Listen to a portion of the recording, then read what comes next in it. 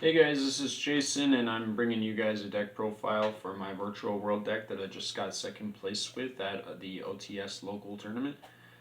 So basically, I went 2-0, and then I lost to virtual world, or I lost to Sword Sultani in the final. So I guess I actually got fourth place, but I still got the token, and I still faced the winner. So I basically got second place, and so without further ado, I guess I'll just get into the deck profile and say that Virtual World is one of the best decks, and it's honestly a little bit too good to be true. Just like the 10E package for Sword Souls, and both of these decks are just a little bit too good.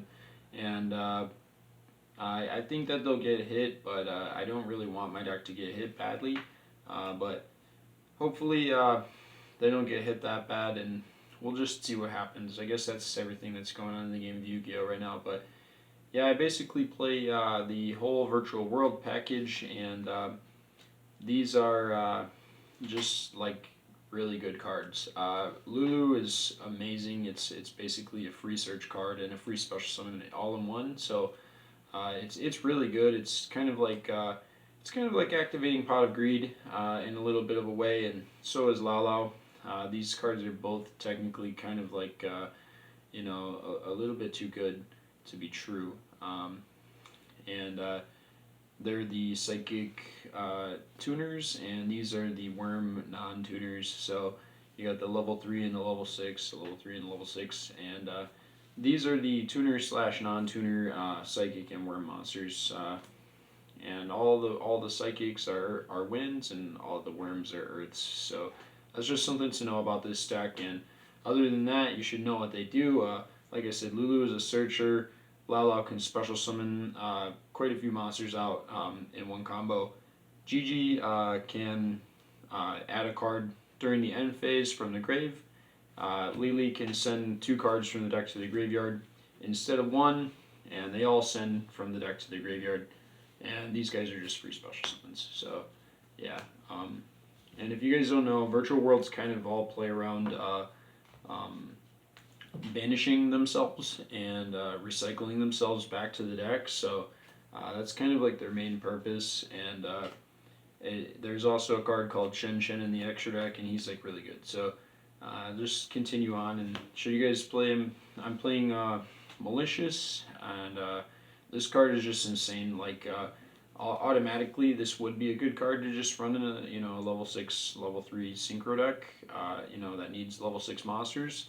But on top of that, this Nyan dude can send him back to the deck, and there's just a combo that you can recycle Malicious, or basically most of your combos can recycle Malicious very efficiently and on some really strong boards. So yeah, it's kind of confusing because they're all level 6 and they're all level 3, but you make up for it by going for level 9s and rank 6s. So it's like a really good deck, just to say the least. And I'm playing one copy of Eldritch, the Golden Lord, and this card is like super meta. I'm just like super proud to play it. Like a lot of people are playing it, and in a deck like this, it's just it fits perfectly. I'm not gonna say that it's like one of the best cards or it's super versatile, but like a lot of people are playing Eldritch on purpose, and so am I because he's just really good.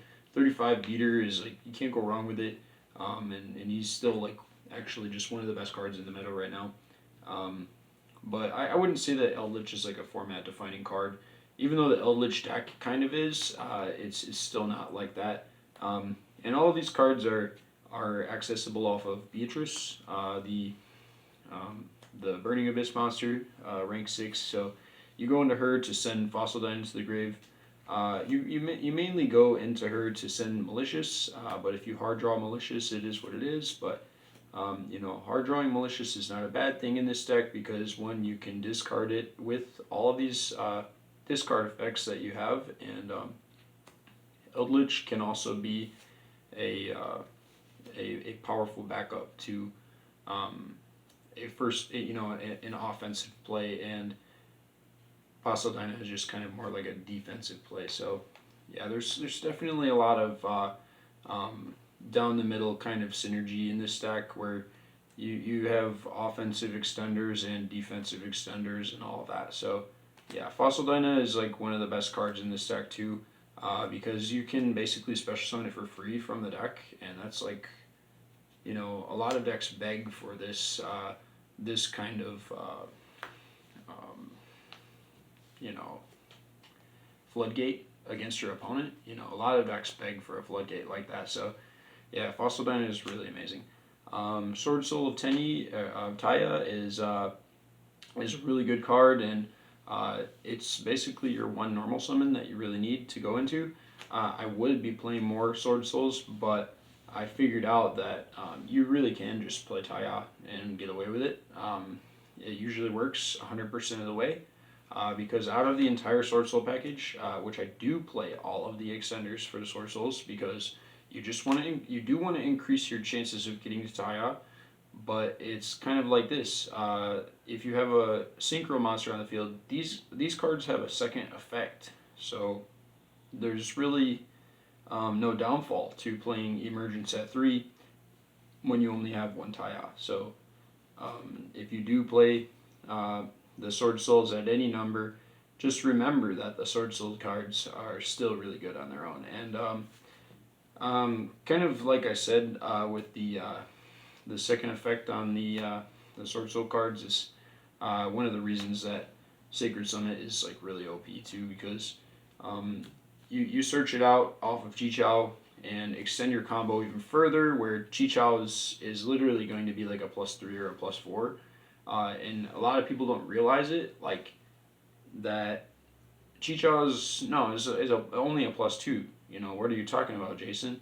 But no, it's really actually like a +3 or a +4 because of Sacred Summit, and also it's just the only way in this entire deck that you can search a spell or trap card directly from your deck to your hand, and that's really a key factor in playing some of the other cards in the extra deck. So if you guys know what Ultimaya is, you really need that for Ultimaya. So I play 1 Mystery Kaiju and 3 Dark Rulers, and I feel like this is just the best way to play like hand traps if you have anything for your opponent. You don't really need anything other than this, and a lot of people are just afraid of this card. They've seen me play it a lot, and like it's definitely tearing it up. Like Dark Ruler is one of those cards that I would rather have in the main. Like if we're going for game 1, Dark Ruler is one of the best cards, and I feel like game 1 Dark Ruler is better than hand traps. And I don't know, that's like a bold statement, but it really is that good of a card. I think it's the best card in the game. And just Kaiju to increase consistency. It's a wind monster. It's a wind insect, so it's completely opposite from a earthworm, which is important for certain cards that require opposites in this deck for some reason. But yeah, I play double E-Telly, and this is just really good card for psychics in general, and it kind of lacks its power. It kind of like lacks its full potential in this deck, but it's still used, and it's still like a really good like reinforcements to the army kind of card. So I play it anyways, and then these go hand in hand. So you got the King Long and the City, and that's really good. And on top of that, you have the Chuches and the one Jongwoo. So yeah, this card is, if you don't know what it does, it just gets you into any one of these 6 cards. So yeah, that's exactly what this card does. And it doesn't add it to your hand. It activates it to your field, so it plays around Ash Blossom. That's like one of the number 1 factors of playing this deck. And King Long is really good. It actually comes up quite a bit that you want to negate your opponent's monster effect before they get a chance to use it. So yeah, it's kind of like the infiltrator kind of effect in this deck, that you have, you can play Dark Ruler or hand traps and also play the King Long, and it's you're definitely like not going to be lacking out on any type of infiltration against your opponent. So King Long is amazing, and also its graveyard surge power is the main reason why you play it, and it's really OP. Even though it's a hard once per turn, is still going to lead you into Lulu every single turn. You're never going to not have a Lulu. You're always going to have Lulu, and that's pretty crazy. So Chuche is like beastly. It's like gonna keep popping cards and it's gonna be a nightmare for your opponent. In some situations, like most players, most decks, most games, Chuche is too good of a card to face off against, and a lot of players are just gonna lose to it. And then Zhongwu, free Monster Reborn, searchable Monster Reborn, so you don't have to play the regular Monster Reborn. It's kind of whack because you got to discard an extra card for it, but it's still searchable Monster Reborn, and I don't play Monster Reborn in the main deck because I ran out of space completely. I don't have time for cards that are not virtual worlds at this point because this deck is just that OP. So the final card is Imperial Order, and if you're not playing this card, you're really not playing professional Yu-Gi-Oh. You're not gonna be able to compete against the best of the best anymore. So yeah, you're definitely gonna have to play Imperial Order in the main deck in most decks at this point. But it's just a one of, so it's kind of like um, there's kind of like a I'm not really telling 100% of the truth, but uh, Imperial Order is still like that really good card. So you gotta have it. So here's my token, and it's just a random girl.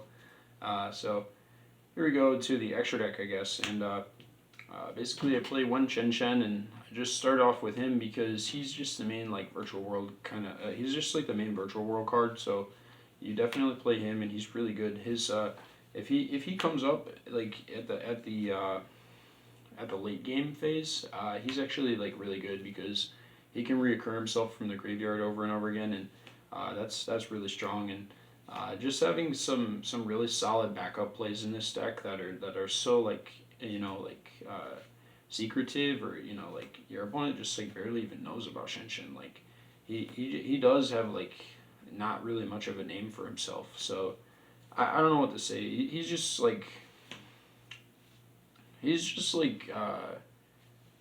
hiddenly good. He's really good. And the banish everything is pretty crazy. So yeah, your opponent has to deal with banish everything.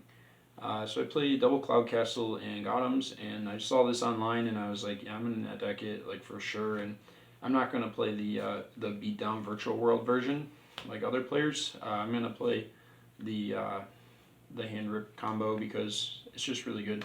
And being able to rip 3 cards out of your opponent's hand and then overlay into a beast like Hyperton is pretty crazy. So yeah, you're gonna rip plenty of cards out of your opponent's hand. 3 is a pretty large number, and then go into a monster negate with probably more projection after that. So yeah. And then for the rank 6, I only played 2 rank 6. I played Beatrice and Dragonlark, and this looked so weird to me at first, but I was like, I'm gonna have to do what I gotta do. And after some hard decision making, I realized that my thoughts were in the right place, and this is actually a really good combo because Beatrice is the fuel, and can basically fuel the fire in your deck and make it like really good. So and Dragonlark is just basically free special summon from the graveyard, which is always you're going to want to go for Fossil Dino, which seems weird, but there's actually a secret reason why we play Dragonlark Parent, and that is because if you notice, one of his effects says that he can't be destroyed by battle under certain conditions. So that's like one of the main reasons that you play him. So Fortune Tune also cannot be destroyed by battle, and you play Zeus. So you're now relying mainly on Zeus, and this card put in a lot of work, and I just look at it differently now, and I'm like, in the future, Zeus is going to keep putting in a lot of work because he's really definitely amazing. And those are all of the Xyz monsters, but to round it up, Zeus is like that card that's like really pro to play. He's like really OP. So yeah, anytime you can make it, you want to.